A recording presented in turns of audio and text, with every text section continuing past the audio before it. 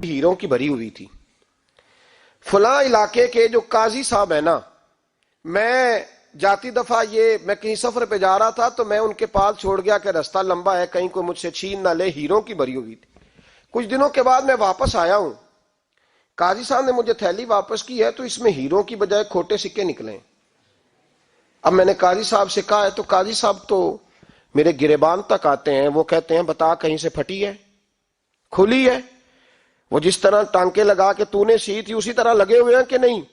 तो हुजूर लगे भी बिल्कुल उसी तरह है, ना फटी है ना खुली है। अब मैं लुट गया हूं, मेरी कुल उम्र की कमाई जाया हो गई, खोटे सिक्के कहां और हीरे कहां? तो मेहरबानी करें और आप की बारगाह में अल्लाह रसूल के नाम पर हलफ देता हूं कि मैं हूं बिल्कुल सच्चा।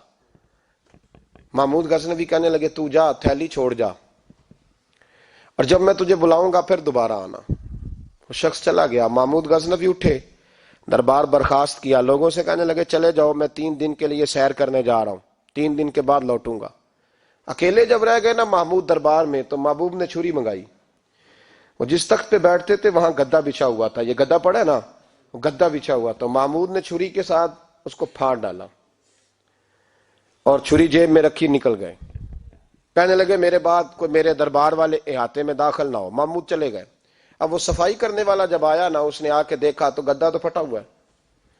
उसने शोर डाल दिया, पहरेदार भी आ गए, फलां साहब भी आ गए, फलां साहब। उसने कहा ओ खुदा के बंदो, उसका गद्दा फट गया है, वो तो मार डालेगा।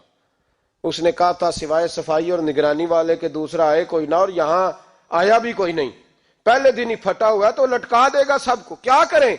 शोर हो गया, सारे दरबार के मुलाजिमीन इकट्ठे हो गए। एक बंदा बोला, कहने लगा फिक्र ना करो, मैं कैसे बंदे को जानता हूं, इस तरह सिएगा कि जिसने फाड़ा होगा उसे भी पता नहीं चलेगा कहां से फटा था। ऐसा बेहतरीन रफू करेगा कि पता भी। उसने कहा यार हम सारे 1-1 महीने की तनख्वाह देते हैं, 1-1 महीने की, तू बंदा बुला। वो बुला लिया उसको, उसका नाम अहमद रफूगर था। वो आया, उसको गद्दा दिखाया, उसका यार इस तरह सीना पता ना चले। उसने कहा फिक्र ही ना करो। उसने सीधी अगले शाम ही ला के बिछा दिया गद्दा। तीसरे दिन बादशाह सलामत आए, आके पहली नजर गद्दे पे डाली। उसने बुलाया सब मुलाजिमीन को, कहा किसने सिया है? कहा जनाब क्या हुआ? कहा ये फटा हुआ था। किसने? कहा नहीं फटा ही नहीं। वो कहने लगे बनो बात, मैं खुद फाड़ के गया था। तो बताओ सही सिया किसने है? कहा जनाब आप फाड़ के गए थे तो बताया क्यों नहीं? फरमाने लगे इसीलिए तो बताया नहीं था कि तुम खुद तहकीक कर लो, बुलाओ बताओ फाड़ा किसने, अहमद सिया किसने? तो बुला लिया, अहमद रफूगर आ गया। उसको जब बुला के सामने बादशाह खड़ा किया, कहा भाई तूने सिया है? कहने लगा हुजूर आपके सारे मुलाजम इकट्ठे होके आए थे, मेरी गलती कोई नहीं। कहा नहीं यार तू बड़ा कारीगर है, मैंने अपने हाथ से फाड़ा था पर मुझे भी नहीं पता चल रहा कहां से फटा था। अच्छा ये बता ये थैली जो है ये भी तूने सी थी? उसने कहा जी आपके खादम का ही कारनामा है, वो फलाने इलाके के काजी साहब आए थे, इसमें से हीरे निकाल के तो खोटे सिक्के भरे थे, तो मुझे भी थोड़ा सा हिस्सा मिला था। महमूद ने सारे गवाह भी इकट्ठे कर लिए, सबूत भी इकट्ठे कर लिए। फिर काजी को बुलाया। महमूद गजनवी ने कहा काजी साहब आपसे गलती हो गई, गरीब आदमी था, वो लुट गया है, उसने तो बड़ी मुश्किल से कुछ हीरे जमा किए थे और उसकी कुल कायनात थी, तो आप उसका माल उसे दे दें, बात खत्म। काजी साहब कहने लगे आप मुझ पे इल्जाम लगा रहे हैं, सवाल ही नहीं पैदा होता। आप मेरी दाढ़ी देखें, आप मेरा एजाज देखें, दुनिया जानती है मैं इस। काजी साहब इंसान भूल ही जाता है, बंदा भूल जाता है, गलती होगी माल ने। कहा नहीं सब। कहा मैं तन्हाई में पूछ रहा हूं, मैं उस वक्त पूछ रहा हूं जब दूसरा मौजूद कोई नहीं, आज तौबा कर ले, मैं कुछ नहीं कहूंगा, तू मेरी जुबान पे एतबार कर, तुझे पता है मैं जो कहता हूं उस पर अमल भी करता हूं, बाज आ जा। पर काजी ने कहा नहीं मेरी गलती कोई नहीं। महमूद ने फिर बड़े दरबार में बुला लिया, मजमा आम में। मोहलत के दिनों में जो तौबा कर ले वो बच जाते हैं, लेकिन लोग रुस्वानियों के दिनों में फिर वापस लौटते हैं अगला घर देख के, फिर हालात और तरह के हो चुके होते हैं। जब भरे दरबार में काजी को बुलाया, भाई तू मानता है कि नहीं? उसने कहा नहीं। तो कहा बुलाओ अहमद रफूगर को।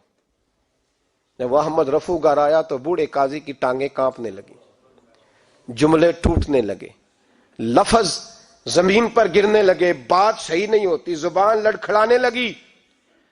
महमूद कहने लगे काजी मैंने तुझे कहा था वहां मान जा बात, अब भरे दरबार में बोल। तो जब काजी साहब की गर्दन खुद ब खुद झुक गई तो दुनिया समझ गई। कहा निकल जा मेरे दरबार से। महमूद बोले निकल जा, اتنی تجھے عزت دی، اتنی بڑی تنخواہ دی، قاضی بنایا، اور یہ تھوڑی سی رقم کے لیے، تھوڑی سی رقم کے لیے تو بددیانت ہو گیا، چل چلا جا، نکل۔ قاضی دربار سے نکلا تو لوگ لعنتیں برسانے لگے۔ کل جو دکانیں چھوڑ کے سلوٹ کرنے آتے تھے وہ کہنے لگے اس کی عمر دیکھو، اس کے کام دیکھو، دیکھو اس نے کیا کیا۔ گھر گیا، بچے جن کے لیے پاپ کمایا تھا، جنہاں لی تو پاپ کمائے ہن کتھے نہیں ہو تیرے کر دے، وہ بچے کہنے لگے ابا جی ہم تو سکول مدرسہ جانے کے قابل نہیں رہے، لوگ پوچھیں گے تو کیا امید تھی کہ بیوی ساتھ دے گی۔ وہ کہنے لگی میں میکے کیسے جاؤں گی، گلی کی عورتیں طرح طرح کی باتیں بناتی ہیں۔ اور بھائی کامیابیوں کے بڑے سربراہ ہوتے ہیں، کوئی کامیاب ہو جائے تو سارے کہتے ہیں میری سپورٹ سے ہوا ہے، ناکامیاں ہمیشہ یتیم ہوتی ہیں، ناکامیوں کا کوئی سربراہ نہیں ہوتا۔ جب تک تو قاضی تھا تو بڑے بات تھی، ہر بندہ کہتا تھا رشتہ دار ہے، رسوائی ہو گئی تو وہ تیری آنکھ ہو یا سنگ ملامت کی چبھن، کون پہنچا ہے میرے درد کی گہرائی تک، دور شہرت میں تو یاروں نے کیا یاد بہت، ساتھ آیا نہ کوئی کوچے رسوائی تک۔ اور میاں صاحب کہنے لگے ساری عمر ہی آٹا گد ہے، میں لکھاں کیتے نہیں پیڑے، اب وقت آیا ہی تے محمد بخشا کوئی نہیں ہوں بیٹھا نیڑے، حالات ہی بدل گئے۔ قاضی خاموشی سے اندر چلا گیا، اپنی رسوائی سمیٹ کے بستر پہ لیٹا، نہ روٹی کی بھوک لگی، نہ پانی کی پیاس لگی، نہ نیند آئی، ساری رات تڑپتا رہا۔ سویرے گھر والوں نے دروازہ کھولا تو روح پرواز کر گئی تھی، دنیا چھوڑ گیا۔ حضرت ابو نور علیہ رحمہ بولے، فرمانے لگے یاد رکھو کبھی بددیانتی نہ کرنا، کبھی، یہ تو محمود غزنوی کی عدالت تھی، قیامت میں رب کریم کی عدالت لگے گی۔ اور فرمایا وہاں تو گواہی دینے والا احمد رفو گر تھا، قیامت میں تو تمہارے اپنے ہاتھ پیر گواہیاں دیں گے۔